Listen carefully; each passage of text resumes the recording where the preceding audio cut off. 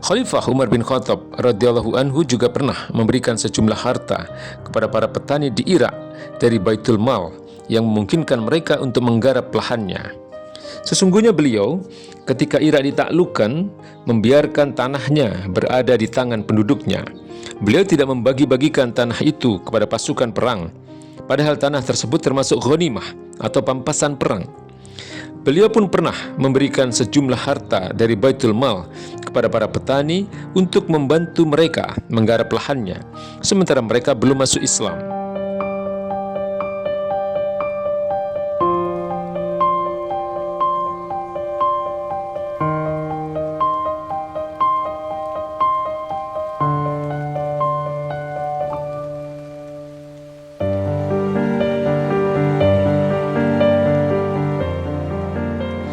Dalam syariat Islam, negara wajib memberikan solusi untuk meningkatkan kemampuan masyarakat dalam memenuhi kebutuhan-kebutuhan dasarnya maupun kebutuhan-kebutuhan pelengkapnya, sekaligus menciptakan kesetimbangan di tengah-tengah masyarakat.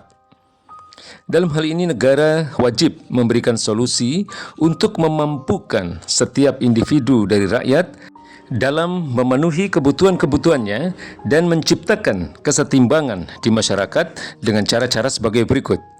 1. Negara memberikan harta-harta bergerak ataupun tidak bergerak yang dimiliki negara di Baitul Mal dan dari harta fa'i dan lain sebagainya. 2. Negara wajib memberikan tanah-tanah garapan kepada orang-orang yang tidak memiliki lahan yang cukup. Adapun orang yang memiliki tanah dan orang-orang yang tidak mau menggarap tanah, maka negara tidak akan memberikan kepada mereka. Negara memberikan subsidi bagi mereka yang tidak mampu mengolah lahan pertaniannya agar mereka memiliki kemampuan untuk menggarapnya. 3. Melunasi hutang orang-orang yang tidak mampu membayarnya dari harta zakat, fa'i dan lain sebagainya. Dalil poin 1 di mana wajibnya negara memberikan harta bergerak maupun harta tidak bergerak kepada rakyatnya adalah Allah Subhanahu wa taala telah memberikan hak kepada Nabi sallallahu alaihi wasallam untuk mengatur harta-harta Yahudi Bani Nadir. Rasulullah sallallahu alaihi wasallam membagikan harta tersebut kepada kaum Muhajirin. Beliau tidak memberikan harta itu kepada kaum Ansor kecuali kepada 2 orang. Harta-harta Yahudi Bani Nadir termasuk fa'i. Harta yang semisal dengan fa'i adalah sumber-sumber pendapatan negara yang tetap seperti kharaj. Sebab harta-harta semacam ini pengelolaan dan pengaturannya diserahkan kepada pendapat dan ijtihad khalifah. Adapun pos-pos zakat, khalifah tidak diperkenankan mengalokasikan harta-harta zakat kecuali yang telah ditetapkan oleh syariah. Dalil dari poin 2 di mana negara memberikan tanah-tanah garapan kepada orang yang tidak memiliki lahan yang cukup namun memiliki minat yang besar dan kemampuan untuk mengolah tanah adalah perbuatan Nabi sallallahu alaihi wasallam di mana beliau pernah memberikan tanah-tanah kepada masyarakat. Amr bin Haris berkata, Rasulullah sallallahu alaihi wasallam pernah menggambar garis dengan busur panah untukku sebagai batas rumah di Madinah dan beliau bersabda, "Aku akan menambahkan untukmu dan aku akan menambahkan untukmu." Hadis riwayat Abu Dawud. Imam Ahmad mengeluarkan sebuah riwayat dan disahihkan oleh Imam Az-Zain, juga Imam Al-Baihaqi dan Al-Qamah bin Wa'il dari bapaknya yang berkata, Rasulullah sallallahu alaihi wasallam pernah memberi dia sebidang tanah. Dia berkata, beliau mengutus Muawiyah bersamaku untuk memberikan tanah itu kepada dirinya. Atau beliau bersabda, beritahulah dia bahwa tanah itu menjadi miliknya. Imam Abu Ubaid menuturkan sebuah riwayat bahwa Tamim Ad-Dari meminta kepada Rasulullah sallallahu alaihi wasallam agar beliau memberikan ainun kepada dirinya, yakni suatu negeri yang menjadi bagian Syam sebelum penaklukannya, yakni kota Al-Khalil atau Hebron. Rasulullah sallallahu alaihi wasallam pun memberikan kota itu kepada dirinya. Hadis riwayat Abu Ubaid di dalam kitab Al-Amwal dan Abu Yusuf dalam kitab Al-Kharaj.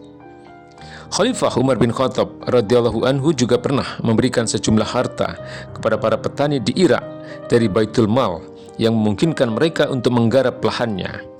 Sesungguhnya beliau ketika Irak ditaklukkan membiarkan tanahnya berada di tangan penduduknya. Beliau tidak membagi-bagikan tanah itu kepada pasukan perang, padahal tanah tersebut termasuk ghanimah atau pampasan perang. Beliau pun pernah memberikan sejumlah harta dari Baitul Mal kepada para petani untuk membantu mereka menggarap lahannya, sementara mereka belum masuk Islam. Padahal para petani dengan sifatnya sebagai petani bukan termasuk orang yang berhak mendapatkan sesuatu dari Baitul Mal selama mereka memiliki tanah, sehingga mereka tidak termasuk kaum fakir. Dua perkara ini termasuk perkara yang diingkari karena bertentangan dengan hukum-hukum ghanimah dan hukum-hukum Baitul Mal. Adapun perkara pertama, yakni membiarkan tanah yang dijadikan rampasan perang berada di tangan penduduknya dan tidak membaginya kepada pasukan perang, maka ada dari kalangan sahabat orang yang mengingkari hal ini atas Umar. Akhirnya terjadilah diskusi di dalamnya antara Umar dan mereka. Adapun perkara kedua, yakni pemberian harta kepada para petani di Irak dari Baitul Mal untuk menggarap tanah mereka, maka tidak ada seorang pun yang mengingkari Umar. Hal ini kemudian menjadi ijma' atau kesepakatan para sahabat bahwa para petani boleh diberi harta dari Baitul Mal yang memungkinkan mereka menggarap tanahnya. Dalil poin 3, di mana negara melunasi hutang orang-orang yang tidak mampu membayarnya, adalah ketetapan dari Allah Subhanahu wa Ta'ala yang menetapkan gharimin atau orang-orang yang memiliki hutang sebagai salah satu golongan yang berhak mendapatkan zakat, yaitu surat At-Taubah ayat 60.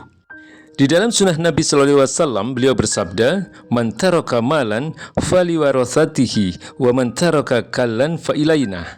Siapa saja yang meninggalkan harta, harta itu adalah hak ahli warisnya. Siapa saja yang meninggalkan orang lemah, yaitu orang yang tidak punya anak maupun orang tua, maka itu adalah urusan kami. Hadis riwayat Bukhari dan Muslim. Al-kalu di sini maknanya adalah orang lemah yang tidak memiliki anak dan bapak.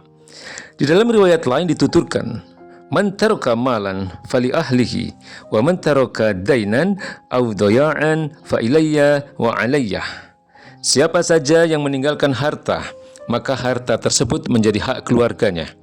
Siapa saja yang meninggalkan utang atau keluarga yang wajib diberi nafkah, maka itu urusanku dan kewajibanku. Hadis riwayat Muslim. Ini adalah dalil-dalil yang mendasari pasal di atas. Pasal ini tidak saja menunjukkan betapa negara di dalam syariat Islam diposisikan sebagai pengatur urusan rakyat dengan syariat Islam semata. Di antara tugas pengaturan tersebut, negara bertanggung jawab penuh dalam penyediaan dan tugas memampukan masyarakat hingga mereka sanggup memenuhi kebutuhan-kebutuhan dasarnya maupun kebutuhan-kebutuhan pelengkapnya. Berbeda dengan sistem kapitalis, negara tidak boleh bahkan dijauhkan dari campur tangan urusan ekonomi. Akibatnya, rakyat harus berjibaku dan berjuang sendiri untuk menjamin pemenuhan kebutuhan-kebutuhan mereka. Perusahaan-perusahaan dan individu-individu tertentu dalam sistem ini diberi hak untuk menguasai dan mengeksplorasi harta-harta milik umum atau milik rakyat, sehingga mereka menguasai hajat hidup orang banyak. Berbagai kebijakan zalim seperti privatisasi yang sekarang sudah merambah di sektor public service obligation semakin membuat rakyat terpuruk dalam lembah kehancuran. Rakyat terus dijadikan objek dan hak-hak mereka dirampas dengan mengatasnamakan liberalisasi ekonomi. Sistem ini tidak hanya rusak, zalim dan lalim. Lebih dari itu, ia adalah sumber dari semua kerusakan yang ada di muka bumi. Sistem ini harus diakhiri agar rakyat kembali mendapatkan hak-haknya, keadilan dan kesejahteraan. Hanya kembali kepada syariah dan khilafah, umat manusia bisa dibebaskan dari semua bentuk kezaliman, kelaliman, dan kerusakan akibat penerapan sistem kapitalis sekuler. Wallahu a'lam bishawab.